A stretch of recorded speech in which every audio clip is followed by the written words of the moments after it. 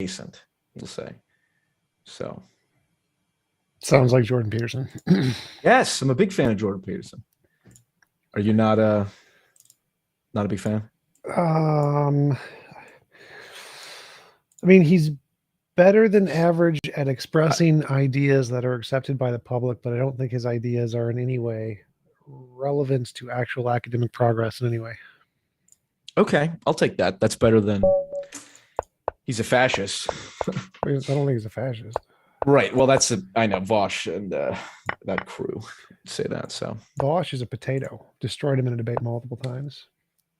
I did see the super straight debate. I'm not gonna lie, that was pretty good. I was happy that you were able to nail the hammer and take out words are just complete social constructs, and therefore we can do whatever we want with them, and they have no meaning. It's like, yes, I found it highly ironic that his argument with me was the exact same as his argument with Professor Bogardus. Tom Bogardus. Yep. Yeah. Also, Paul, can I ask, do you want to be referred, is it Jung, as in like Jung? Yes, yes, like Jung, P.F. Jung, or P.F. Jung, whatever, Jung. Same thing. Sounds Jung. Good to me. Yes, but you can call me Paul. That's fine.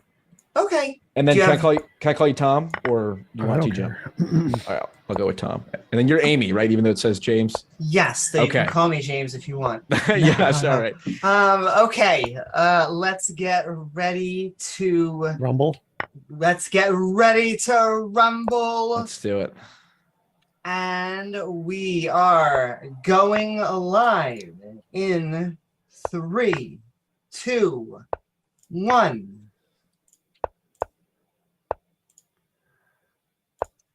Woohoo! Welcome everyone to Modern Day Debate. We are a neutral platform welcoming everyone from all walks of life.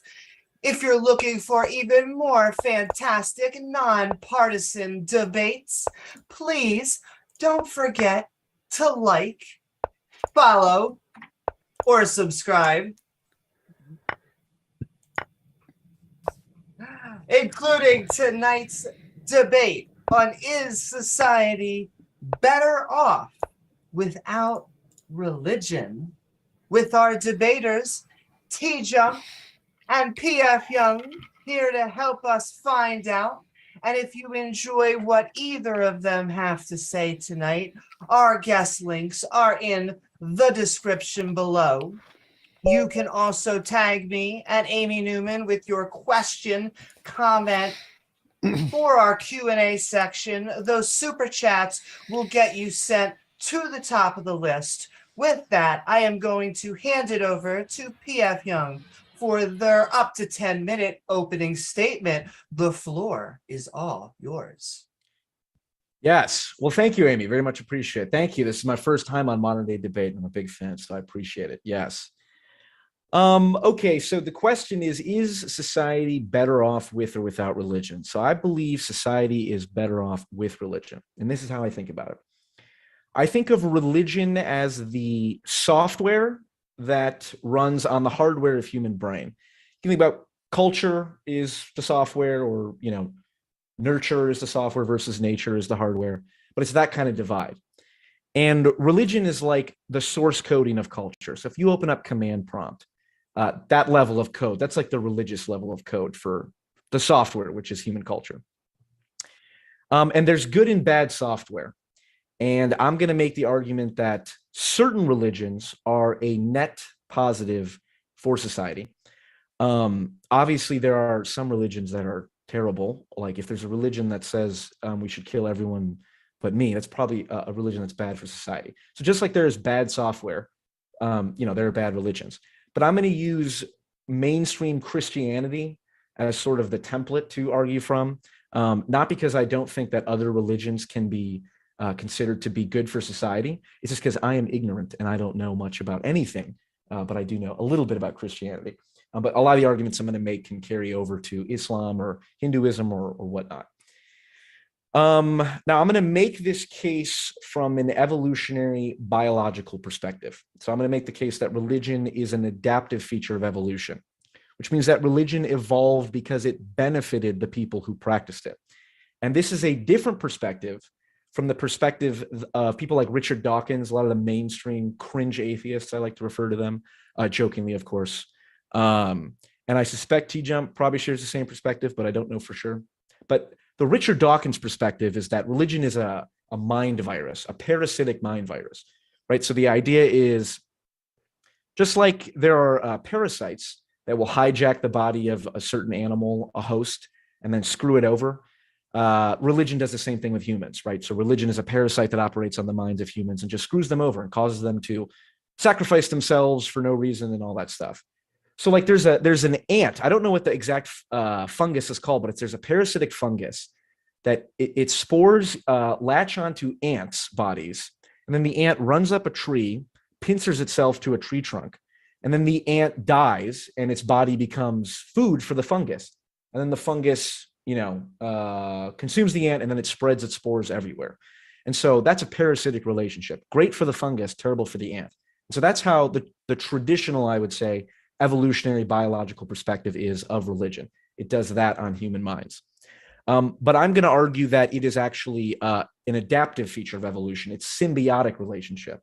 So the common example of a symbiotic relationship is people have seen like there's little fish that clean the teeth of sharks, right? So the sharks benefit from having the fish eat the fungus off the teeth, and the fish benefit because they get, food. And so it's a symbiotic relationship. And so the idea is that religion is a positive software on net, not that there are no negative aspects to religions or certain religions aren't terrible, but on net, something like mainstream Christianity or some sort of moderate form of Christianity is definitely good for society, good for the people that practice it. I don't go. So I think the nuanced issue that's going to come up in this debate is exactly to what degree or how are we going to balance the negatives versus the positives? Because there are clearly negatives for religion, right? So for example, hating people who do not believe in your God, right? That's a bad aspect of religion. That's not good for anybody. It's not good. Well, it's good for maybe that tribe to say we are, the people of God and everyone else can go screw themselves. That's not good for society. Then you have things like repressing sexuality and regressive sexual taboos. That's all bad. However, the nuance here, and this is going to be my point, is that when you look at a little bit closer, some of these norms have, again, adaptive value. And the question is, do they still have adaptive value in our modern environment? So for example, like hating people who aren't in your tribe, right? If you believe in a different God, that's, you're bad for me. It's like, that's bad. However, if you had a religion that said, we are all from the same tribe, we are all children of God, and there is no, humans are not the enemy per se, it's the evil spirit, and you outsource that enemy from a person to a psychological idea, then that's good for society, right? Because that fosters in-group cohesion. And Islam does this, Christianity does this, and I'm sure other religions do as well, but I'll be sticking with Christianity as example. But even something like repressing sexuality, it's like, okay, clearly, what did Sam Harris say? The only institution that produces more child abuse than the educational institution is the Catholic Church, which I agree with. The Catholic Church has very regressive sexual taboos, right? And that causes the kind of sexual neurosis that we hear about in the news far too often. However, if you look at it from an evolutionary point of view, you think, okay, wait a second. If we were living in a society where there was no birth control, there were no condoms, and there was the possibility of sexually transmitted disease, which was fatal, you could very clearly understand why, hey guys, it's 5000 BC. We don't have condoms. We don't have anything. We don't have any way to treat disease. Everyone should just have sex with one person. That probably makes sense. And you'd say, okay, well, you know what? We can argue about the morality of it and how it, limits liberty. But you would certainly acknowledge that from an evolutionary perspective, the population that does that, the population that imposes strict sexual taboos in the absence of, condoms and whatnot, well, they're better off, right? And my point is that when you look under the hood, there's a lot of adaptive features of religions like that. And we obviously can separate the wheat from the chaff, right? We can say, okay, it's, probably saying that everyone who has sex before marriage is going to hell, probably not a good idea. And you can see the variations, like in Eastern Orthodox, priests can get married. And as far as I know, the problem with sexual abuse is not nearly as high in the Eastern Orthodox religion as in the Catholic religion. So you can kind of, we can look at it with a rational lens and sort of adjust. But the fundamental kind of tenets, the fundamental source code of the software of culture are these religious ideas that, for example, we're all the children of God, that everyone should be created equal, right? Our entire, I would say, Western kind of ethic is built on the idea that all men are created equal and endowed by their creator. And we hold these truths to be self-evident, whatever the Declaration of Independence / Constitution and all that outlines. And, they say in the Declaration of Independence, it says we hold these truths to be self-evident. And I'm not suggesting the Declaration of Independence is the foundational text, but it does illustrate the ethic that we all operate in. And that's not one that's amenable to rationality. There's no rational reason why we should treat everyone as if they're children of God. It's a faith claim, it's a religious claim, and our entire moral and productive culture is built on that. So I'm very interested to hear what TJump has to say, Tom, regarding the whether or not he thinks religion is adaptive, whether or not he thinks there's any evolutionary kind of significance behind it, and whether it's worth investigating. But yes, I'm looking forward to this discussion. Woo-hoo. Thank you so very much for your opening statement, P.F. Jung. And with that, we'll hand it over to TJump for his up to 10-minute opening statement. The floor is yours. So the topic is society better off without religion. Now, I agree with the vast majority of what PF said. Religion is evolutionarily advantageous in that it was a thing that was used in the past in order to group people together and make us more cohesive as a society, which completely worked. But like every vestigial limb, we've outgrown it. We have better societies without religion now today than we do with religion. If we compare crime statistics, rape statistics, marriage statistics, teen pregnancy statistics, people in prisons, just name it, education level, Nobel Prize winning, prolific literacy rates, just pick any statistic. The societies that do the best are the ones that are non-religious, the people who have abandoned any religious ideologies. And the reason for this is that even though religion was advantageous at some point, it entails a lot of baggage, some of which PF mentioned, that is negative. And so the advantages that were gained in the past are now commonplace today. And so the positives that are added by religion do nothing to gain society, as we have other means, other coding or software, to use his analogy, to achieve the same positives that don't entail the same negatives. Thus, deductively, we can say if we have one means that achieves the same things without the negative consequences, then it is by definition better. And we do have that in secular humanism and the secular ideologies that are prevalent in majority secular countries today that have less crime, less homelessness, higher wages, higher standard of living, higher life expectancy, lower crime rates, lower death rates, lower infected rates, lower teen pregnancy rates. You name it, secular societies are better. The only one possible one, like just a few ones that you can name, are slightly worse, which is like depression levels. Depression levels in secular societies are slightly higher, which is because less depressed people die in secular societies. So if you have people who are depressed of equal numbers in equal societies, and in one society the number of depressed people die, well, then they're no longer counted in the statistics, and so the number of depressed people in secular nations would be higher because the ones in non-secular nations are dead. And so in the small number of statistics which do have slightly negative outcomes relative to religious countries, it is due to the fact that people aren't dying at the same rate, and so there's not a survivor bias implicit on the data, which results in the fact that higher depression rates in secular nations because more depressed people live longer. So in conclusion, religion is not better off, or society is not better off with religion, because we know societies can achieve all the same positive ends in secular nations without all the negative ends of the crazy belief systems that cause ridiculous ideological trends that are harmful to society. Conclude there. Thank you so very much, TJump, for your opening statement. And with that, we are going to move into 45 minutes of open dialogue. Gentlemen, the floor is both of yours. Okay, well, so my first response to some of what Tom said, he compared the statistics between religious societies and non-religious societies. I don't think you can just draw a direct causation from the correlation that he referred to. I don't know which societies you're referring to exactly. Well, because there's many variables that would differentiate a religious society versus a non-religious. Which give me two examples of countries you're comparing. America and Sweden, Norway, Denmark, China, Japan. Okay. You could pick any of them. Right. Like if I take all religious countries and all Mhm. secular countries and compare the data, secular countries are better, including Sure. China, including North Korea, including Russia. Well, Russia's actually majority Christian, but I can include all the bad ones too. We still win. Okay. I feel like the issue I would have with that is how do you know that there are not other factors that are causing that difference in the statistics you mentioned? Well, we agree that, as you mentioned in your opening, that religion is a software coding that Mhm. resembles or encourages people to do certain things, right? Sure. So, Sure, but like if I compare like Sweden to America, there's plenty of other factors other than self-reported religiosity that would contribute to the difference in the measures of well-being that you gave, right? yes, but all of those features would be things that are a result of the coding of the society that causes them to act in a particular way, right?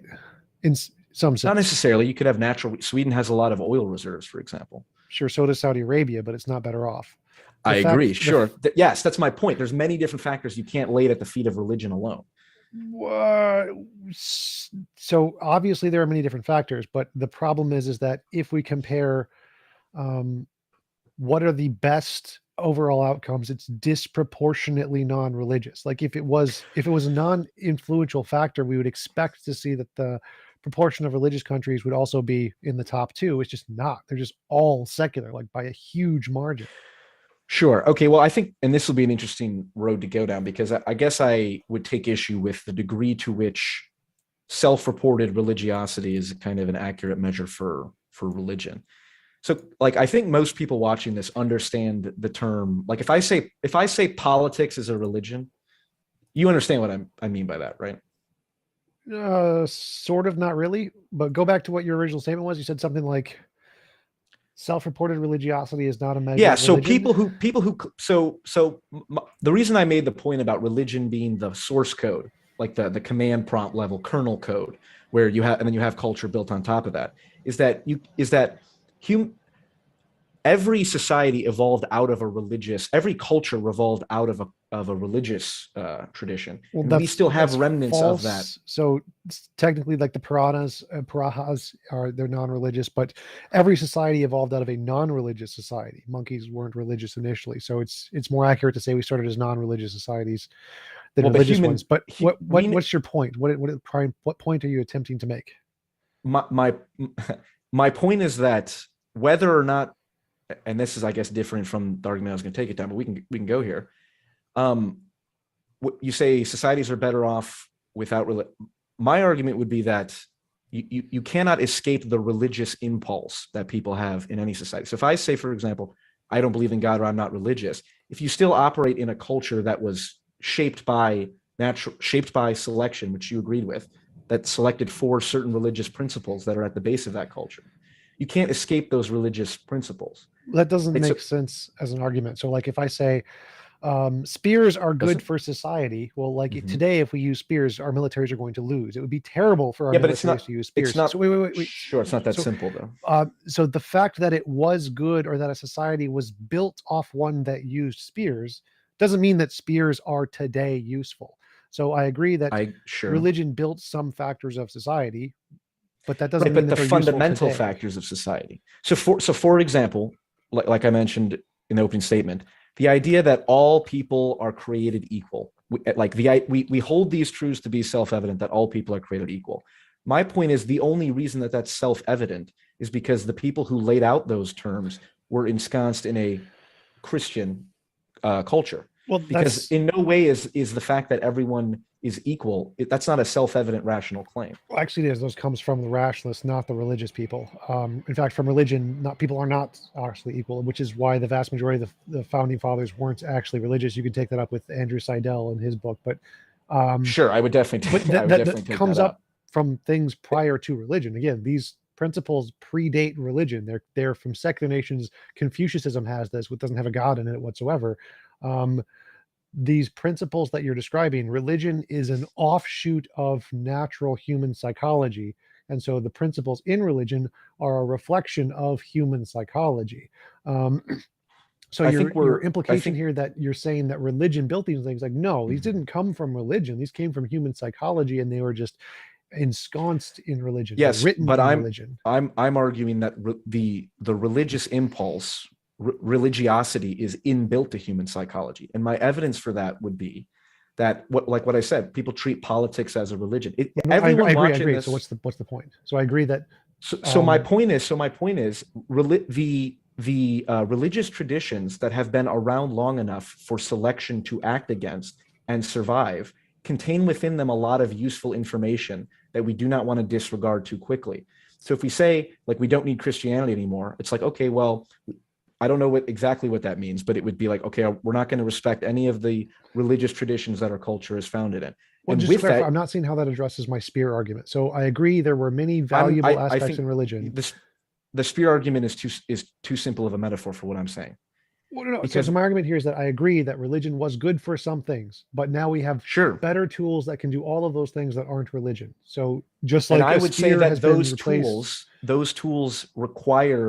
are built, those cultural tools, because the spear is a physical tool, which is the problem with that metaphor. But the cultural tools are built on a religious platform, meaning at the base of any rational claim or any rational moral system, you have to make fundamental faith claims. And the faith claims I'm totally lost right now. So what do you mean it's built on religion? So like, so for example, try to work with my analogy here with the spear. So obviously a gun is just. I'm telling you, the spear analogy is not. Well, it works perfectly in your analogy that obviously we don't think society is a literal spear. Those are different things, but it doesn't break down the analogy, because the analogy is a technology analogy. So the technology of a spear is old technology. It had a benefit, but now we have a different tool that does the same benefit better, and so using the spear is pointless. But the new technology, guns, were built on spears. We started with spears, turned them into arrows, and arrows put into small little projectiles. Sure. They're built on spears. If we didn't come up with spears, we wouldn't come up with guns. So it's a natural progression. So the same thing applies to religion. We start with religion. It builds social cohesion, which now we can achieve with more social means, which is the same thing. It's built on the religion, just like a gun is built on a spear. But we don't need the spears anymore. They're useless. Sure, but yes, but when you make the metaphor as objects, what you're excluding from the equation is that we're still operating with the same brains that the brains that we're using, the hardware on which our current cultural software runs, was in part shaped by religion, because religion extends back in the earliest semblance of culture is religious. Now, you mentioned the Prahas. I'm not following your relevance there to that point of what you're saying. Like, our hands are the same as they were with spears and their guns. We have the same hands. So what about this part of our brains is relevant to break down the analogy? It doesn't seem to do anything with the analogy. Okay, so for example, you said group cohesion was one of the adaptive features of evolution, right? And you're saying now we don't need religion to still foster group cohesion. And I would dispute that, because I would say the way that we facilitate group cohesion, and I don't know how, and maybe we can discuss how you kind of lay the grounds for what the moral foundation for establishing group cohesion is, but like the classic Western Christian idea is that we take it for here's the premise on which we're going to build our society. Everyone is created equal, endowed by their creator inalienable rights. That's the language that's used. And then we use logic and rationality on top of that. But my point is that premise itself is not a rational claim. We didn't arrive by that. We didn't arrive up to that through rationality. We arrived to that because it's a religious idea. Well, that's not a religious idea, but it is endowed by their creator with that. It's absolutely not. That predates religion in every single society. But how exactly are you saying? Wait, hold on. That claim. Yes. How is the statement? They are endowed by their creator. Moral Platonism had that. Moral Platonism had that before any religion did. There are, like, most atheists in philosophy, most academic professional atheists, or most philosophers are atheists, and most philosophers and are all of realists. them. Okay. So this is before religion. All of these moral terms come way before religion. Religion invented none No, of I disagree with that. I disagree with that because did moral Platonism predate all except three religions, three of the biggest religions. The three modern religions, sure. So, wait, hold on. And this is fair. And like I said, I know of Christianity. I'm incredibly ignorant on many things. But hold on, because I want to stick to this point, because whether or not moral Platonism came from religion, which to be honest, I don't know enough to say. Yeah, but I don't necessarily buy that, because you had the what do you call Greek it? The and cult Roman of gods. you had the cult of Eleusis and people engaging in old religious traditions. So hold on, I don't want to get in the historical element. Let's just take it on the face of it. We can, because I'm making it a claim that is independent necessarily of, let's compare this tradition to this tradition. My claim is that I don't believe that you can have a functional, let's say socially cohesive culture that does not rest on faith claims. Right now, at my additional claim, which I'm understanding now, it's probably better to go on this other argument, is that faith claim is conditioned by religion. But unless you start from a premise that is made on Wait a faith, minute. What is that? What is? So one, let's need to know what a faith claim is, but let's put that aside for a second. So my argument is like I don't even like you can have faith claims without religion, as far as I can tell. Like that doesn't matter. But I don't think. So I don't think we don't need faith claims at all for anything. I use zero faith claims in my life for anything. Most secular societies, well, you can bring that up in a second, but most secular societies don't use faith at all, but still have cohesive social networks. And so, name one? What's one secular Atheist society? Community of Austin, the Freedom from Religion Foundation. Name a country, not a foundation. Well, or the point here, a society. So the point here is just to say that we can have secular nations that specifically reject faith. I don't know of any countries that specifically reject faith, but there are organizations that specifically reject faith and still have cohesive societies of people. And so, sure. And my argument would be that here's the crux of the issue. Those societies that you're referencing have not been around long enough for selection to select against. And therefore we can't say for certain that those are as stable and foster the social cohesion that religions do, which have a proven track record of fostering cohesion because they've been around long enough for selection to act against them. Had they not fostered that social cohesion, they would have got wiped out. And I would claim that and I brought this up earlier, when I say politics is a religion, I don't believe you can have this secular society that does not ultimately degrade down into making claims about like we're better than them or some fundamental premise that is not based on rationality or something like that. Of course, it's supposed to be based on rationality. I don't understand what you're saying right now. I don't understand any of your faith claims there, like, or how that relates to the topic. Let's take it to like foundational moral principles. What are the premises of secular humanism that you build? Oh, I'm not a secular humanist, so I'm the wrong person to ask that. What are your premises, whatever they are? Sorry, involuntary imposition of will is wrong, is immoral. What is it? Involuntary imposition of will is wrong? Immoral, yeah.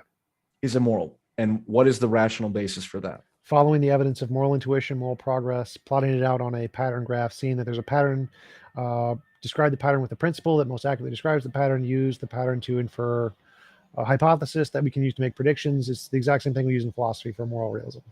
I am going to be honest. I didn't really understand what that meant. Science. We use plot the data, find a pattern, describe the pattern, make a prediction. And who adjudicates between whether or not that's... Well, hold on. Wait. I asked you, what's the rational basis? Why is why should I as an individual not be willing to impose my will on someone else for my own gain in any given moment? So moral claims in philosophy are treated like any claim. It's a truth claim. To establish a truth claim, it has to correspond to reality in some way. The way you test if something corresponds to reality is by predictions. You find a pattern, make predictions, see if they get right, and then you know who's right. And so,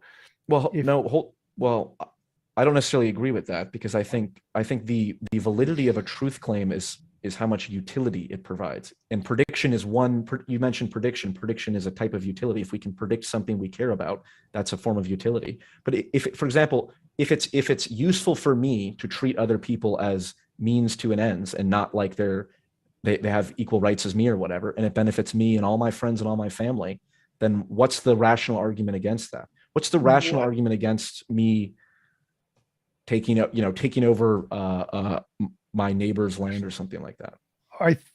Seems like you're thinking that rational argumentation has some relevance to morality. It's like it doesn't matter if there's a rational argument to convince you of anything, whether someone is subjectively convinced. I agree with that. So like if you say it is beneficial for me and my family to believe that there is a giant gold brick beneath our house, but we tested and there isn't one, well, then you're wrong. I don't care if we can convince you. Whether we can convince you, whether we give you a rational argument, makes no difference. I'm sure you're familiar with the metaphorical truth concept, right? Yes. And my claim would be that religion is essentially a compendium of metaphorical truth, right? The idea that if you act as if something is true, then, the question of whether or not it's true is like, it's more important how we act rather than whether or not it corresponds to reality as such. Because like, I don't know if you're conscious. So is it true that you're conscious? It's like, well, I act as if you're conscious, and I assume that, you and I are inhabiting similar mental spaces, but I have no way of proving that. It's a faith claim to assume that you're conscious. No, not in philosophy. It's you can have knowledge without certainty, but what? That's a separate topic. So to go back to this, you can have. Wait, no, hold on. You can have knowledge without certainty. Yes, that's called. Okay, I believe when you say, I believe that when I say a faith claim, I believe that's what I'm referring to. So I'm saying you cannot have a moral system that doesn't start with some claim that is ultimately irrational. Wait. None of those words made sense to me. So we can have knowledge without certainty. There, you're trying to refer to that when you say faith, that we can have knowledge that doesn't have certainty and anything. So you're saying any knowledge claim without certainty is faith? I believe that's the definition of faith, unless I'm completely wrong here. Knowledge without certainty is faith. What's the difference between faith? What's faith to you? A belief without evidence or insufficient evidence. And how is that different from knowledge without certainty? Knowledge is justified true beliefs. You have a justification. So what does that mean? What does justify? It means a reason to believe the proposition is more likely true than false. Right. And if you don't have evidence for that belief, is that not knowledge with uncertainty? No, then it would no longer be justified. So knowledge is a justified true belief. So you need to believe something, and you need to have justification. If you don't have a justification, then it's just a belief. It's not knowledge. And for knowledge, you need to be a belief, and you need justification, and it needs to be true. You need all three of those things. Without the justification, It's not knowledge. It's just a belief. I'm not following this. I don't. Again, and I want to focus on this point, because I think this is where the disagreement is like, to the degree that Western society is functional, it's because we treat everyone with equal rights. We say, hey, it doesn't matter if someone is different from you, doesn't matter what they are. They all deserve rights. They all deserve to be treated as if they are intrinsically valuable human beings. Right? Now, no. Well, okay. I mean, there's lots of societies that don't treat people like that. Yeah, and I would say they're not functional. Like what? What's a society that, like Saudi Arabia? It's very functional. It's not the most functional, but it's functional. China is extremely functional. Very interesting that the atheist is the one claiming that Saudi Arabia is a very functional. Well, functional means society. The people aren't for starving individuals. To death. From a point of view of individual well-being. Well, functional is like we're contrasting all possible governments. Though a non-functional government is where the people are starving to death. That's a non-functional government. Any government that or one that represses gay people, for example. Well, I mean, no, because that, like, the definition of the job of a government to do is to succeed at providing the majority of the population with survival and reproduction. And so it can be very bad towards some people, but very good towards other people, and still be a functional government. I'm not sure, like, functional government doesn't mean perfect government. We don't have a perfect government. There's no such thing. So some are worse than others, and our government is very discriminatory towards certain groups in a very similar way to how Saudi Arabia is discriminatory towards LGBT people. That doesn't mean it's dysfunctional. It's still a functional government. It provides food to people, but I have no idea. Oh, did he cut out? It looks like, apologies for that. Looks like he dropped. I'm not sure why. I'll adjust everyone's camera. If you'd like to keep on talking for a second, TJump, maybe he will come back. Go back to playing chess or something like. Sending a love out there to everyone in the chatosphere. Please don't forget to like and subscribe if you enjoy even more fantastic debates. And hopefully he will come back. Might be having internet issues. But he was better than the previous debater. He at least makes coherent arguments.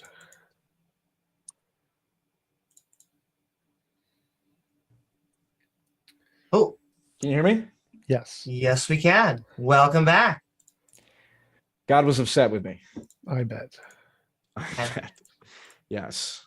And for the record, I don't literally believe in a literal, like, Jesus rose from the dead and all, in case that was I didn't make that clear in front. Are we good to go? Sorry, I don't want to.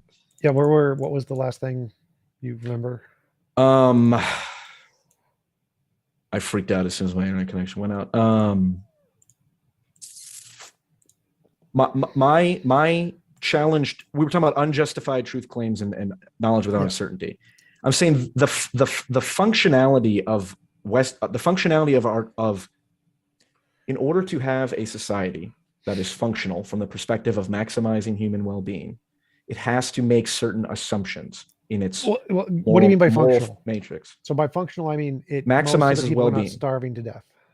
That's one consideration. But if everyone is not starving to death, but they're all under a tyranny and have no rights, we're talking about maximizing well-being. I mean, do you buy the idea that there's a moral landscape and there's different peaks and valleys of well-being? None of them maximize well-being. So what do you mean by maximizing well-being?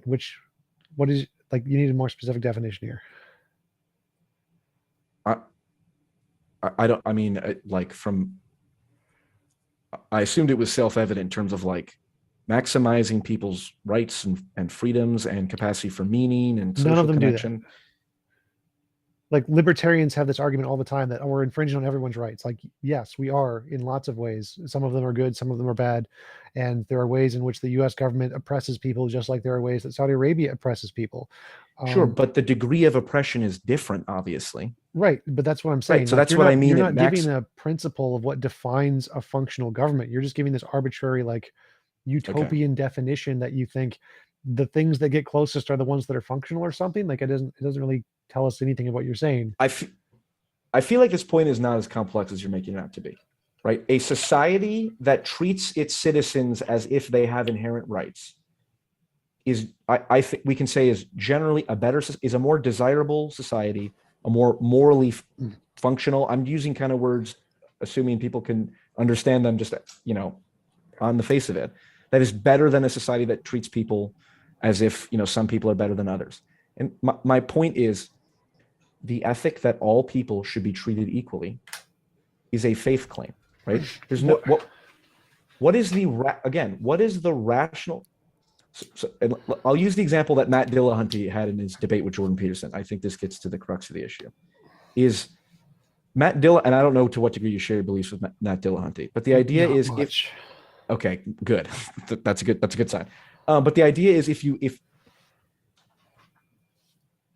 you can't arrive at conclusions that I should treat all people as if they have inherent worth outside of starting with a faith claim. Because, like in Nazi Germany, the idea was, hey, it's rational if you're a German or an Aryan, it's rational for you to go along with all of the horrible crimes and whatnot and seize the resources of a smaller population. It's good for you, it's good for your family. There's 2 points there. One is that every academic philosophy and ethics is going to disagree with you and say that's bullshit. But okay, I completely reject that, but go ahead.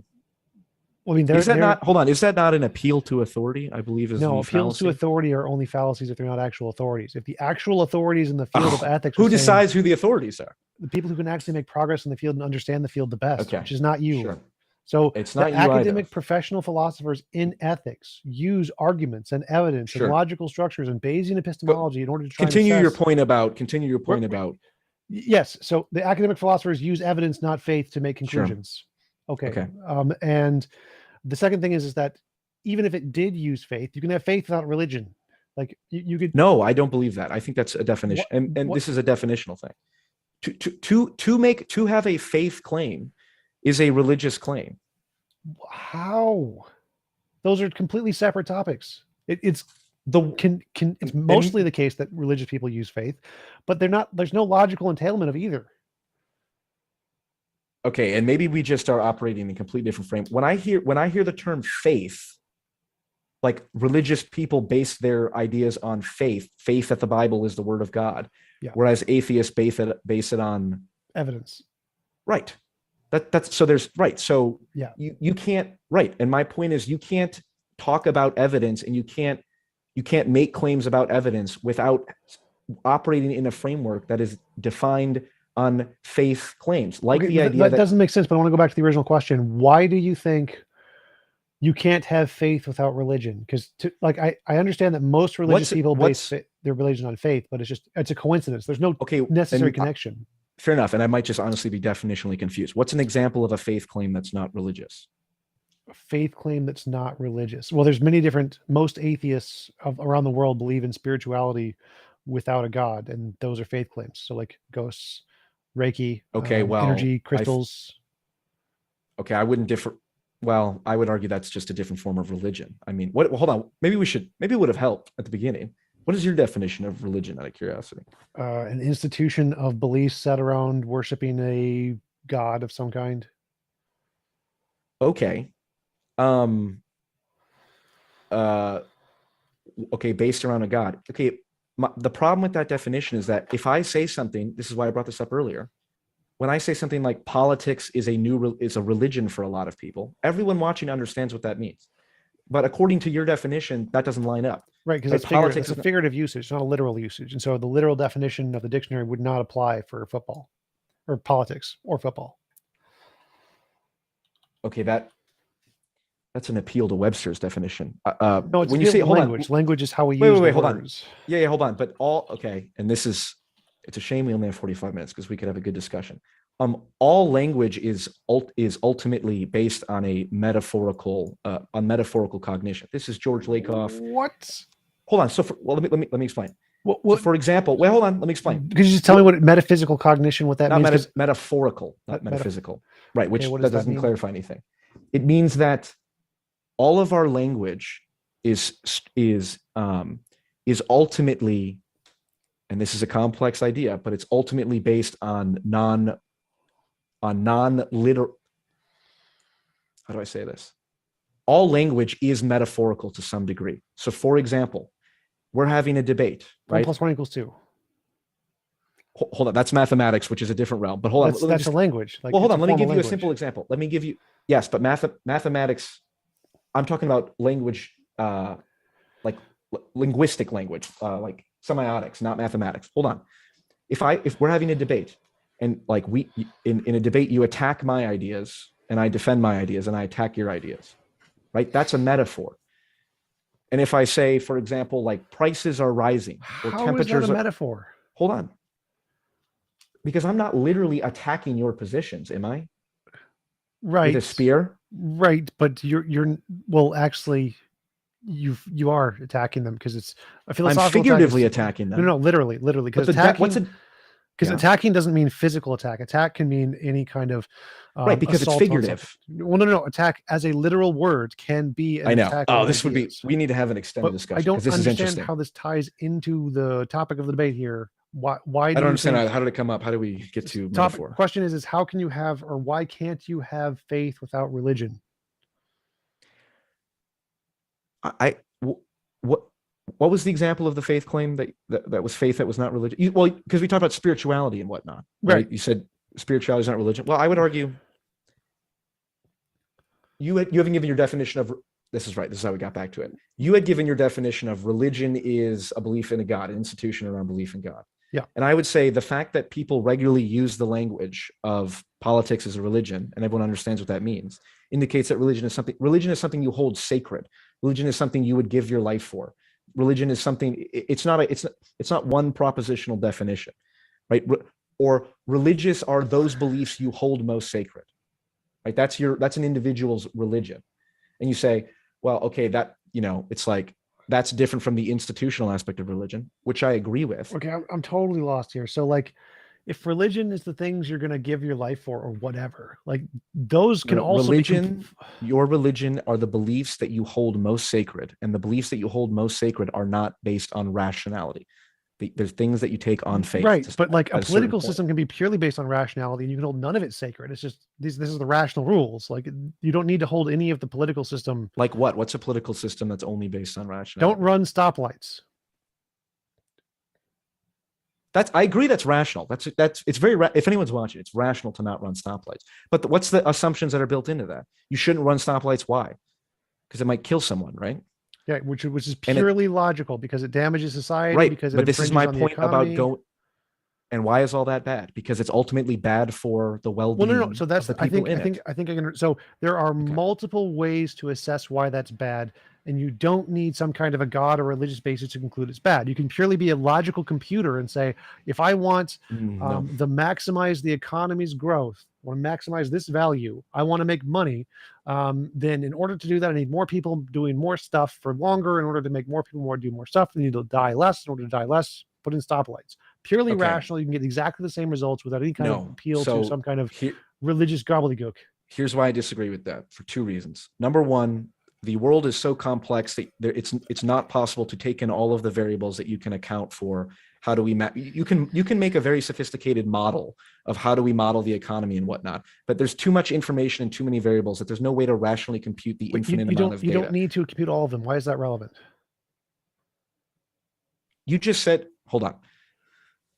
Slippery. You just said that you could just rationally compute if you just had any one factor. So I can compute any one factor that is damaging the economy and make a law to mitigate that one factor. And I don't need to consider any of the other factors. What? That's the opposite of that's literally that is like the definition of like an awful. So, for example, if you make a model and you only I'll give you an one example. variable, I'll give you an example that was literally every other relevant variable. I'll give you an example that was literally applied in St. Paul. In St. Paul, there was a statistic that says people are killed. Children who have a college savings account of greater than $1 are 3 times more likely to go to college. Therefore, St. Paul implemented a policy that says all children born will be given a college bank account, $50. So they just said, here's the data. I don't care about anything else. It's working. And you can attribute that, and you're 100% certain that it was attributed to that policy. I don't need 100% certainty. It is very, very certain, but I don't need 100% certainty. But the point here is that policies it's a claim of faith. Wow, a very religious claim. You don't need faith here. The point here is that the policy was looking at data. From a data, it made an inference about a conclusion, and it said, here is the policy in order to increase the number of people who go to college. Had no religious basis here whatsoever. It's purely economical, and we don't need to calculate literally everything in the economy to do this. Nobody does that. Literally, if we had to do that, there would be no policies ever written by anybody. No politicians read essentially anything that they write. They're just trying to do things based off their intuition. You don't have to know all of the data to make a political decision. That's not how it works. I agree, and I'm going to take it for granted that people watching this can understand why a single variable analysis of an economic policy is not, you cannot draw causal inferences from that. I want to argue that. Here's the deeper point. What you decide to value, you say, well, we want, like, why do we care about increasing the well-being of kids in Minneapolis? It's because we believe that those kids deserve a better life. Why should you and I care about some kids in Minneapolis when you and I could, not pay our taxes for that and we could benefit independent of that? Why is that not a rational claim? Can determine certain value statements without any faith claims whatsoever. Like evolution causes you to not like. We've gone over this multiple times. I don't believe, and this does tie into the conversation about metaphorical cognition, which I'm reading right now. It's called Metaphors We Live By. It's George Lakoff. He's the founder of the field of metaphorical cognition and embodied cognition. Well, you were appealing earlier to all the philosophers and whatnot who claim to make, because it was directly related to your claim. But what is this? And my point, and this is obviously clearly we're running into a lot of definitional barriers. Of like when you say like there are atheists who believe in spirituality and there's atheists who believe in the value of other people just because it kind of makes sense. No, because of actual arguments and evidence, the same way we use everything in philosophy. So not religion. Man, I don't know. You say how we do it in philosophy. I'm sure there's plenty of people in philosophy you disagree with, and yet you keep referencing them as. So who's this we in philosophy that you? All of them, all of the people I agree with and the people I disagree with. We use the same logical arguments, the same Bayesian epistemology, the same way of assessing evidence. Like we come to different conclusions, but we use the same evidence. Really? Do you think that postmodernists do the same thing? I don't know of any postmodernists in that field. Which field are we talking? Philosophy? Philosophy or ethics. Well, then you severely underestimate the degree to which society is in Okay. danger of Can you bad name ideas. one postmodernist that is an academic professor of ethics? Sure. Kimberly Crenshaw is one of the most ethics? prominent. She's not a professor of ethics. Her work has vast implications in the field of ethics as it relates to political decisions. Does it not? Intersectionality. What does that have to do with the academic field of ethics? It's completely irrelevant. I feel like we're getting too into the weeds in this. So yeah, let's go back. Why do you think you can't have faith without religion? Again, maybe I can make a different example that doesn't require a definitional rabbit hole.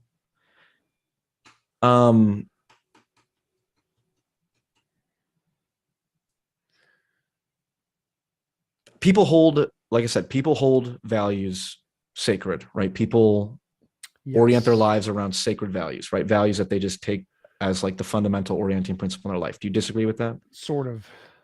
Let's go with it. Okay. For example, granted. Give me what. Sure. Therefore, Okay. what? Therefore, what?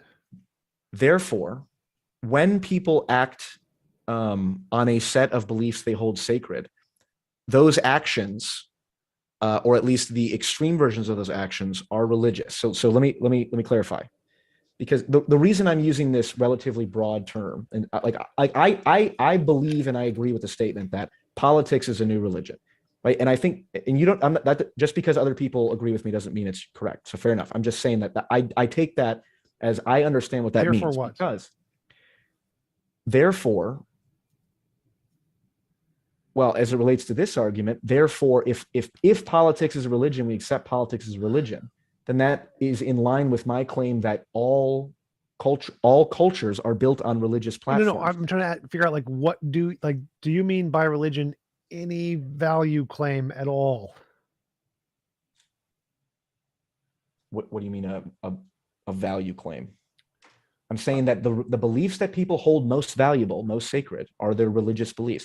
And here's my point. Here's why I think that definition is good and useful in the context of this argument.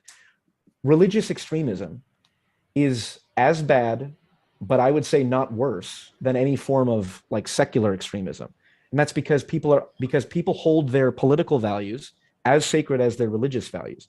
So when you make the claim like, well, atheists believe in spirituality, or they're atheists who are just political, it's like the fact that, for example, there are people who are willing, all of the worst aspects of religious extremism are also embodied by people who are quote unquote not religious.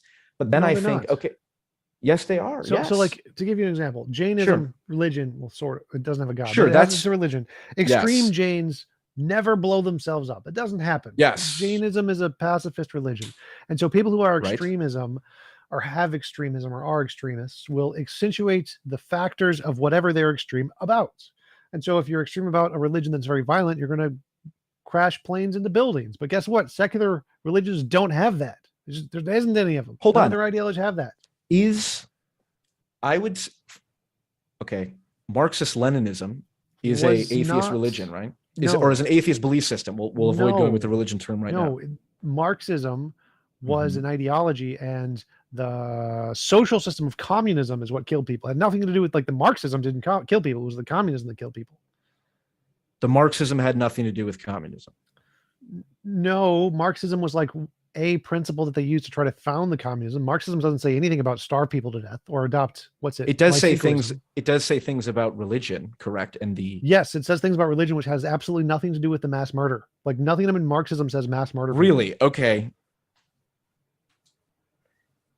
Okay. Yes. Again, this is my point about all of the examples of mass murder. We're taking a lot of assumptions. I assume that most people, like, I agree that there are, for example, I agree that there are good ideas in Marxism that we can evaluate, but to claim that the ideology on which communism was based on did not play a fundamental role in the worst extremities of communism seems absurd to me on the face of it. Well, so the things that killed people in communism was the adoption of Lysenkoism. Lysenkoism was an alternative evolutionary view of Darwin, and when Stalin adopted Lysenkoism. He planted plants in such a way that literally caused them to die, which caused them to not have enough food, which caused millions of people to starve to death.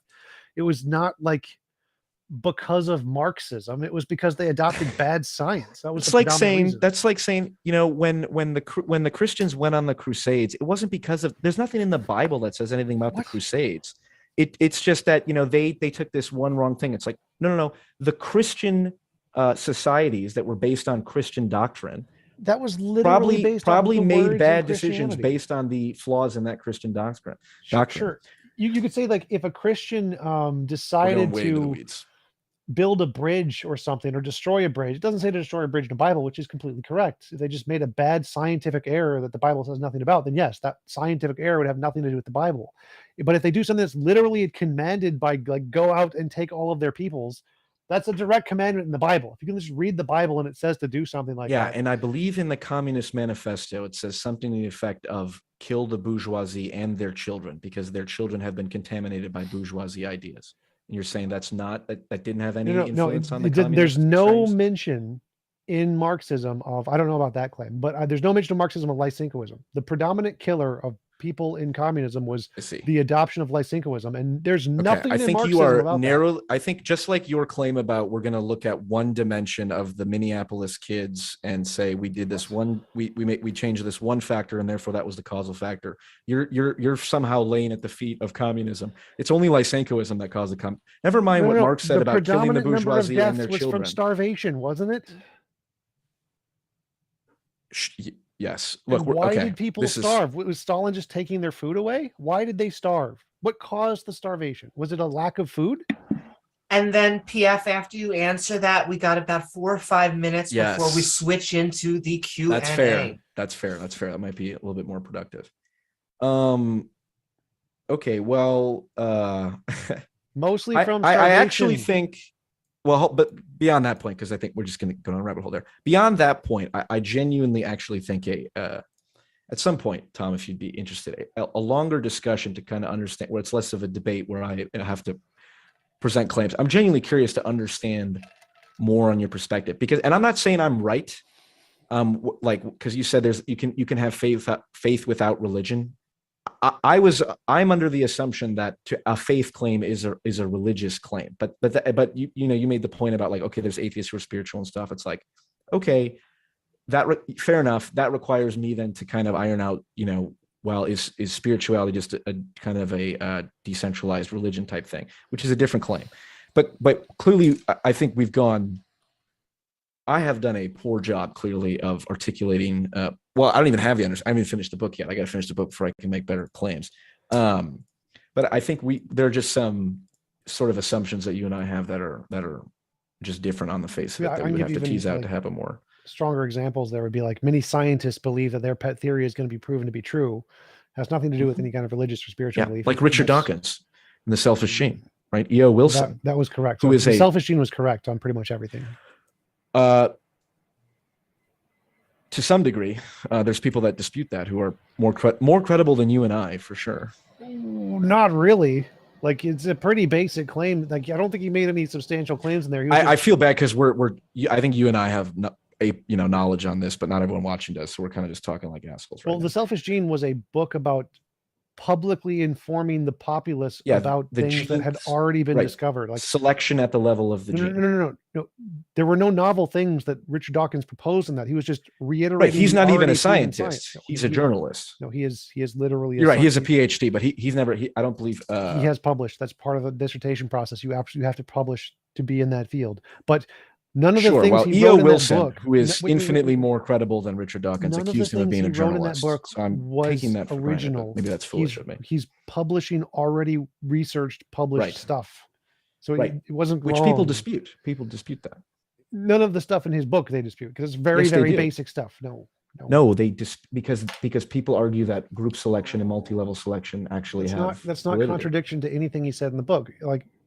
That's literally it's not. This is my point. It's just you and I talking. We're not even the audience is even. He grants group selection. That's literally the central claim. Is not. Richard Dawkins is on a militant crusade, you could say, for using No, religious he's language, not. It's against not group exclusive. selection. It's just explaining the one concept of natural selection. It's not saying I'm having all fun. of the other ones are false. It never said that in the book ever. I don't like no. Okay. And on that note, guys, Yes. if you would like in either order to say what you got going on, in fact, we have both of our debaters' links in the description below, and then your final thoughts on the subject before we move into the Q&A. Yes. Well, ultimately, the reason I care about this topic is because I'm worried about political polarization, which is a lot of what I focus on my channel. My last video is called "Jeanette McCurdy is a Fascist." So if anyone is interested in understanding my views, they can check that out. But I believe that the religious impulse. When I say politics is like a religion, and maybe I should have phrased my, taken my argument from that perspective. I mean that like you can rationally critique religion, but then ultimately what happens is because we evolved so long alongside religion that it shaped our psychology, it shaped how we think. What ends up happening is people just take their sacred beliefs away from, well, God is the ultimate highest good and the value, to our country is the highest value, or our country is the most important thing that we should protect, or fighting for the oppressed is the most important thing we should protect. And then people act out extreme behavior as a result of those sacred beliefs, which you say, well, they're not religious because they don't appeal to a higher God.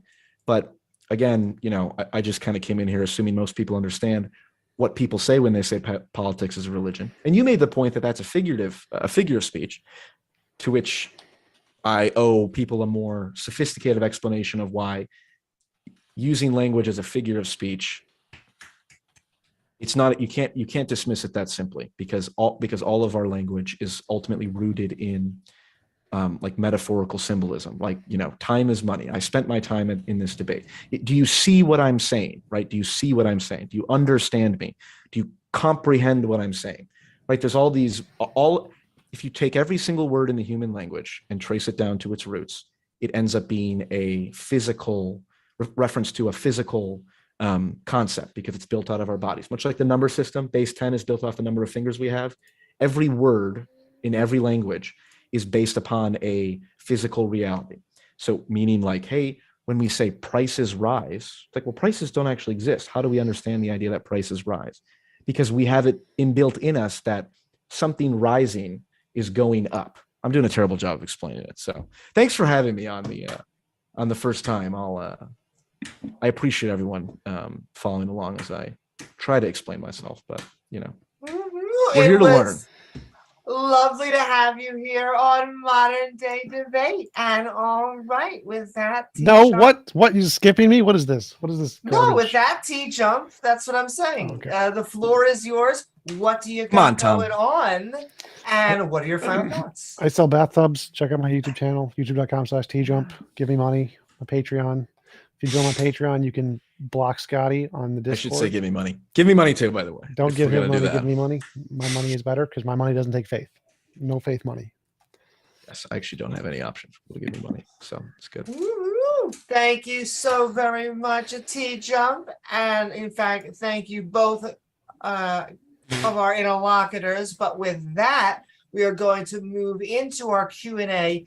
Keep on sending in your questions by tagging me at Amy Newman, or sending your super chat to the front of the line, including $5 from Hale Santana, who sends a super sticker of saying, keep it up while lifting weights. Thank you so very much, Hale Santana, for the support. The spice is real coming in from Foxfire. Why TJump? Get real debaters like Dr. Mays or Aaron Ra. Even though I agree with him, he is so bad. Can't you do better? Good gosh. I'm going to stop watching. Sending love, Who is Dr. Foxfire. Mays? I am not sure. Though we love both of our interlocutors here with us tonight, but we also appreciate our super chatters for the support. So thank you, Foxfire. And $10 from Mark Reed What's up, Mark? How's it going? or Jung. Can someone have faith in their sports team, even though the evidence is that their team is terrible? Does that make the sport a religion? Should they get a tax exemption under religious status? As a Chicago Bears fan, I empathize with the even though the team is terrible, we still root for them. Someone made this point of all of the riots that occur after football games that people die in and cause all kinds of damage.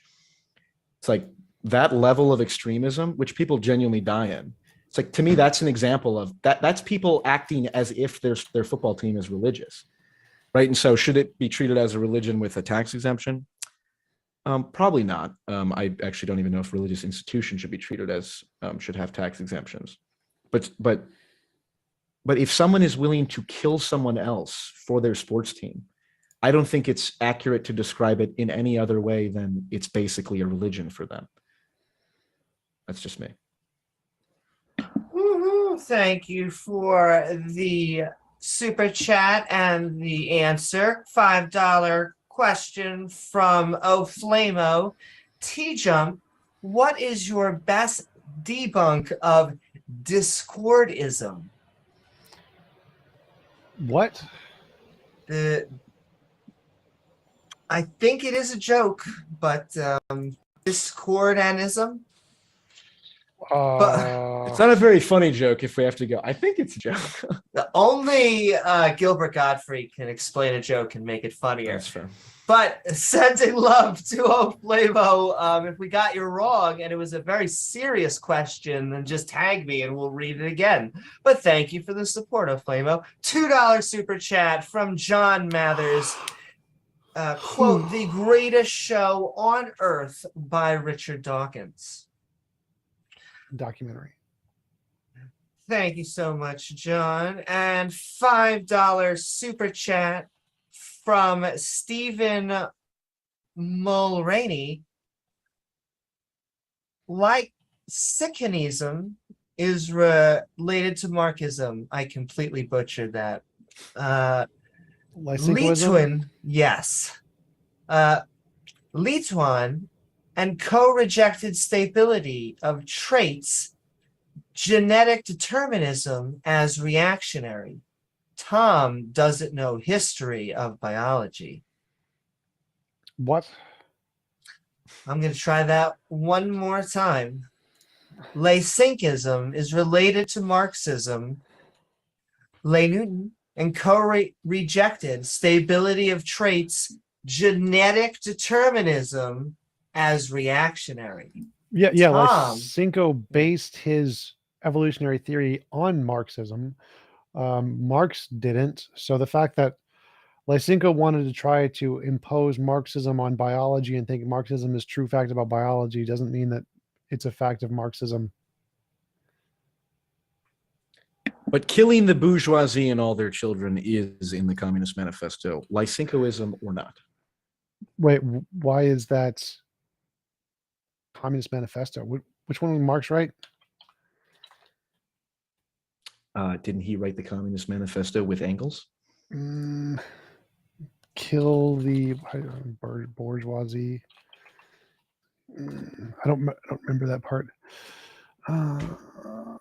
You can also look up Marx and the N-word, and that'll show up a bunch of times too. And with that, we are moving on to a $2 super chat from Stephen Mulroney again. Luton et al. Just had different prescriptions, so kind of a follow-up to his last one. Question? It was just basically bouncing off because he said the last one relating to genetic determinism, but he was also saying that Luton et al. Just had apparently different prescriptions. I don't get it. Sending so much love, Stephen. $5 super chat from Big Bad Mama. You've invented I can't find the word kill. I just pulled up the Communist Manifesto. The word kill just isn't even in it as far as I can tell. Sure. He might have used a different word than kill. I left my Communist Manifesto at home in Chicago. I got to get it in a month, but we can have the receipts. A $5 super chat from Big Bad Mama. PF, you've invented a God concept in your mind that is different than others. How can your own self-delusion and a billion others not be divisive? Oh, he used the word kill once. Socialism appeared to kill these two birds with one stone. That was the one usage in the entire book. Sure. Well, I will have to follow up on the exact phrase he used. Maybe he wasn't as obvious as kill the bourgeoisie. He might have said massacre or he might have said purge or something like that.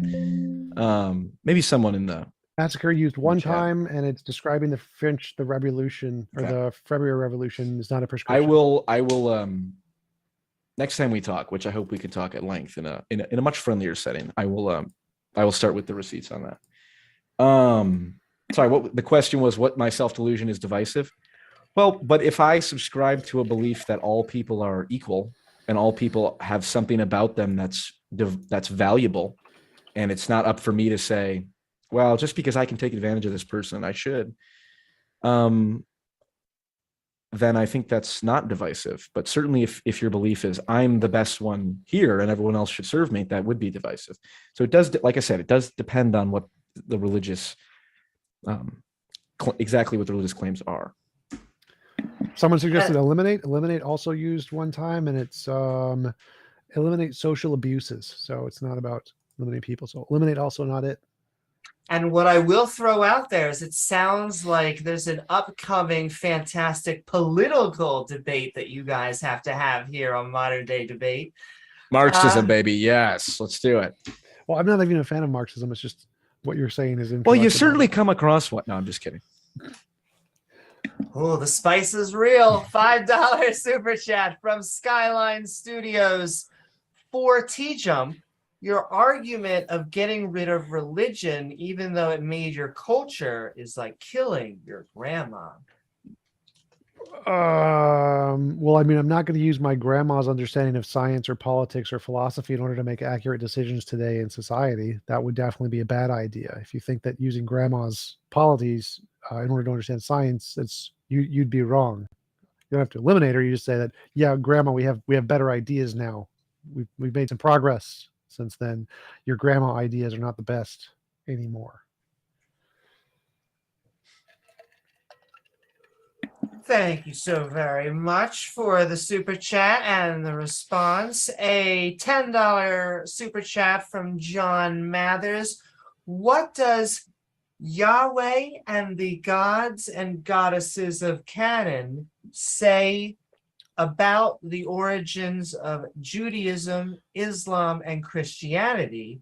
Why is it worth downloading for free from Internet Archive? Is this like an ad for his PDF? Now that I get to the end of it, it does sound like I'm about to add. But wait, there's more with $4.99. But sending love, John Matters. Well, he's also sending another response, so he's really sending us love. $5. Yahweh and gods and goddesses of Canaan by John Day. There you go. You got your plug, but we send in love for the support. Really appreciate, however, comments and questions for our fantastic interlocutors up here. Continuing for... Well, I think we should all check the book of TJump at TJump's Patreon at www.patreon.com/TJump. Buy the book of TJump. That's right, baby. And we're also sending love out there to all of our fantastic viewers. Don't forget to like, follow, and subscribe. Mwaha. But Mr. Monster, a member for 6 months, sending in a $5 super chat. If you could pick one religion that would be best for society, what religion would it be and why? And it seems like this is for both of you. TF Jungianism, which is whatever religion I believe in. We're all cosmic entities, and we all are connected in some divine way, and psychedelics play some role in that. and yeah, I'm far too ignorant in my spiritual journey to suggest that I have the answer to that question. But TJump might not be. I mean, it depends on what you mean by better. Like, what is the most pragmatically useful religion? It's probably the ones adopted in secular societies, some kinds of secular humanism. Thank you. And we are moving on to some of the normal questions. This will be your chance for you to ask either of our interlocutors once again, but you can get it sent to the top of the line by sending in super chats. Delaney, question: has P.F. Jung heard the quote, religion and government will both exist in greater purity the less they are mixed together, quote James Madison? I have not heard that quote. I would say that the government on which we are founded is based on a religious system. So James Madison can say that, but I do not believe all of the founding fathers are. I don't believe any of the founding fathers are divine in their claims. But so, I mean, I believe, aren't there founding fathers who were like, no, slavery is cool or something like that, or we're like, we'll just deal with that later. I think that was a bad idea. So they can still be wrong. But if you make a system based on we hold these truths to be self-evident that all men are created by their creator with inalienable rights, that sounds like a religious claim to me. So, well, I think it's more that all of the founding fathers used the words religion as something separate than political and foundational beliefs. But based on your definition, any words such as the separation between church and state was just meaningless because by your definition, you can't have a difference between the two words. No, because like Islamic theocracies cite the Quran as a legal text, but in the United States or any European country, I believe, they don't cite the Bible as a legal text. But based on your definition of faith and religion, those things would all be religion, and so you can't have a separation between religion and state. No, you can have an ethic that was conditioned by religious beliefs, but that doesn't mean you have to cite a specific religious text. But wouldn't that ethic still be a religion by your definition? Because everything is a religion that has any value claim at all. The beliefs that people hold the most sacred in their own lives is their religion. That's what I believe. Hence the term politics is a religion, and everyone knows what that means. Everyone also knows what separation between church and state means too. Sure, the church is not the same as religion. Well, it's kind of the church is the institutional aspect. And a $2 super chat from James W. What is up? After show on Amy Newman's channel, Open Mic. That is right. Not only is there going to be a open mic after show on my channel, but if you decide that you want to run your own after show on any of the debates, we will help ad for you. So feel free to send those in because we love the community out there.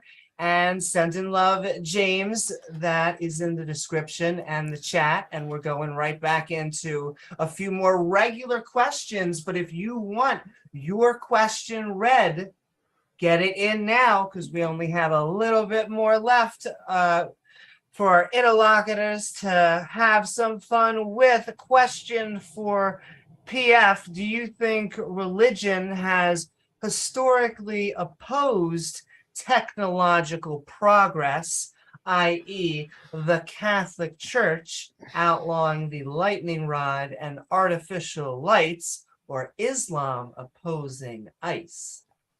And doing dissections of dead bodies. Islam also opposed to that, and so did the Catholic Church. Yes, religion has definitely done all those things. In fact, they've done far worse things if you're talking about the Catholic Church. But I don't think that alone is a critique of religion. Well, the thing is that therefore religion is bad for society because it causes opposition of science. You could make that claim, and I would say it's a fallacy. But or what is it called when is it non sequitur is when it doesn't follow from the premise? Sure, but that seems to Non be sequitur then.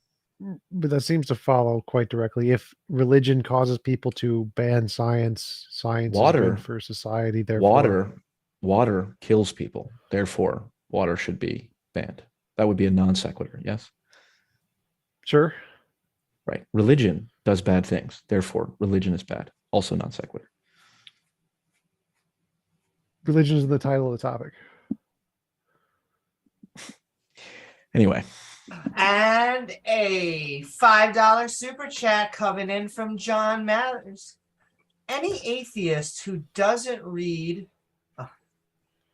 Yahweh and the Gods and Goddesses of Canon by John Day is lazy, and any religious person who doesn't is scared. Oh my. The spice is real. Thank you so much, John. John, you could for your support. John, you could just pay me and I will read it on stream. Just pay me and I will read it for you on stream. And we just are sending that love right back to you. We love all of our atheist and theist brothers and sisters. We'll see. Hopefully this will be on time. But I want to read all the spice. PM Jung said utility equals truth, therefore trans rights.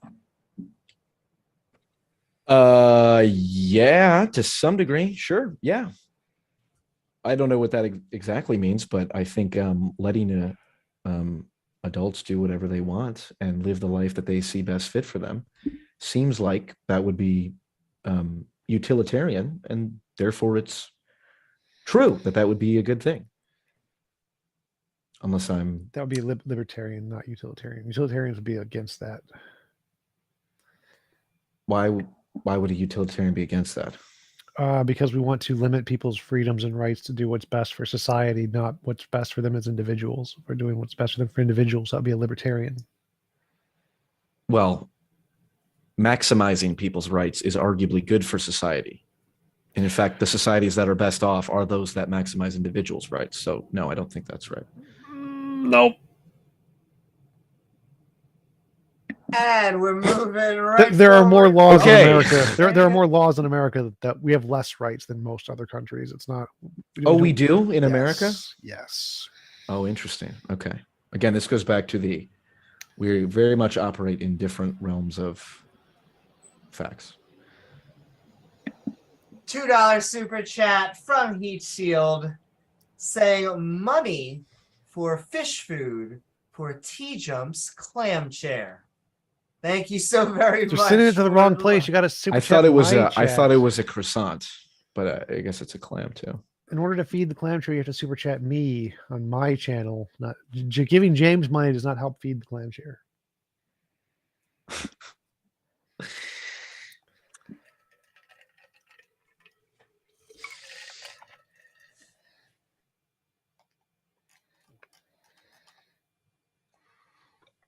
Amy, I think you're muted. Have to do it once a podcast. Hey there asked, if religion is bad for society, why do religious people have less suicide rates? I think TJump actually gave a good explanation for it. Isn't there? What was the explanation you gave? I don't think they do, actually. I think they have higher suicide rates. They only have lower suicide rates in countries that are disproportionately more religious. So for suicide rates, if you're in a society that is disproportionately religious and you're non-religious, you don't have as much social cohesion, so you're more depressed, and so you have higher suicide rates. But in most secular nations, suicide rates are lower than in religious nations. And so overall, technically, the rate of suicide is lower for secular nations than religious nations. Sure. Let's go with that. Question from Cameron. For PF Jung, name a scientific discovery given to us by religion. I don't think religion is in the business of scientific discoveries. I think religion is in the business of telling us how to live our lives. So, say moral discoveries, the idea that, hey, if we treat everyone as if they are children of God and we're actually all one tribe rather than looking at the people around us as a different tribe, turns out that's better for society. So, I would say that's a significant moral discovery, which is just as important, if not more so, than a scientific discovery. And all right, it looks like we only have 1 or 2 more questions. So unless you get it now, it is now or never, because we respect our interlocutors' time. I do want to thank them again. Question from Mogamo. Atheists can change their values as we progress, but can religion keep updating its values? Question to Jung. Arguably, depending on the religion, so arguably yes. And this is the claim of someone like Jordan Peterson, who I know the only fan bigger of Jordan Peterson on this panel than I am is TJump. His claim is that logos, logic, which is the basis of logic, which TJump loves, and so do I. Like I said, it's his claim. I'm not saying it's true. Is that, although I'm not saying it's not true, is that the process of honest dialogue and honest communication is the updating mechanism. And I'm not smart enough to articulate exactly how that process is unfolded, but the idea is if you have a religion that as its highest value is the exchange of honest ideas, which presumably we're having here, that's a good thing and that's healthy. And the Christian idea, or at least Jordan Peterson's interpretation of Christianity, is that religion contains that self-updating mechanism within it as its highest value, thus making it very valuable. At least as I understand it. Woo-hoo. And all right. I see one just came in, so that means we have 2. But Delaney, P.F. Jung, harm is objective. How is this faith secular humanism all day, baby? Harm is objective. I would agree with, I think pain is objective. The experience of suffering is objective. But then we get into a problem with language because pain is a subjective experience, but it's objective at the same time because you can't argue it away. If you're experiencing pain, it's like it's an objective feature of your experience. I think the subjective objective dichotomy is one of the most hampering and handicapped notions that we have in philosophy, because pain is objective. I like put your hand on a hot stove and tell me it's not objective. So I don't know if there was more from that, but you look confused, Tom. Do you disagree? Yeah. Objective means stance independent truth. Subjective means stance dependent truth. So something is true only because a stance is dependent on some stance or opinion. Like I like chocolate, it's stance dependent. Pain exists is obviously objective. I don't know why you think this is a confusing distinction. Okay, well we don't have to get into it. I guess that's fine. All right, and the last question of the night, but thank all of you guys for sending it in. TJump and PF Jung, why hasn't either of you ever taken a religious anthropology course or a world religion course? If you feel comfortable debating about religion, form out your asses. I've taken both of those courses. I mean, they offer those courses in high school. I've taken those courses. Those are like, I don't know what the point here is. I will say, sending in love, I do love reading questions, but the ad hominems are not always. We like attacking. Arguments, ideas, not right? people. Ideas. Screw this guy. Screw this guy. No, well, this guy sucks. I want more insults. I want like more actual insults are better. Spice. Any insults are fun. I'm not gonna lie. Bonus points if you call James a potato in a super chat. Potato. Well, I do want to thank everyone out there for joining us tonight on Modern Day Debate. We are, in fact, a neutral platform welcoming everybody from all walks of life, even life. If you enjoy the show, please don't forget to like, follow, and subscribe. It really does help us reach an even wider audience, including more fun debates like, is society better off without religion, with our debaters TJump and PF Jung, here to help us find that answer. Plus, if you like what any of our guests have said tonight, all of their links are in the description below.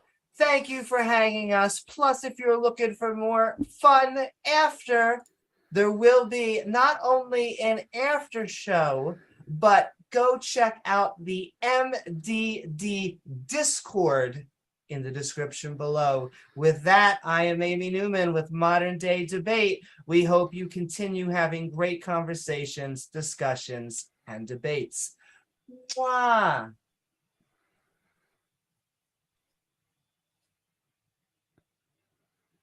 All right. Woo-hoo. Right on. That was fun. I know, right? That was Yes. a good debate. Thank You you very have the much for having same me. arm as me. The blue? Yeah. Yes, it says blue, except it's on my side. Novice mistake. Novice, just novice. I was gonna say I'm not a big fan of it, to be honest. You have to unscrew it at the bottom, and like set the tension on it or something. It's like, Oh yeah, I have mine is perfectly straight. I just use the one on the edge because yeah, I have these to keep things suck. These things are so bad at like actually keeping the tension. These exactly little, like, spinner things are It garbage. goes up. Yeah, this doesn't do anything. I've noticed. Yep. Turning the there that does that. But like it'll And the other two, they do it'll literally automatically nothing. Like pull you it can out. tie it all the way. You can still just like force it. I've got my camera on it's like a $20 one that's got springs and it's much better.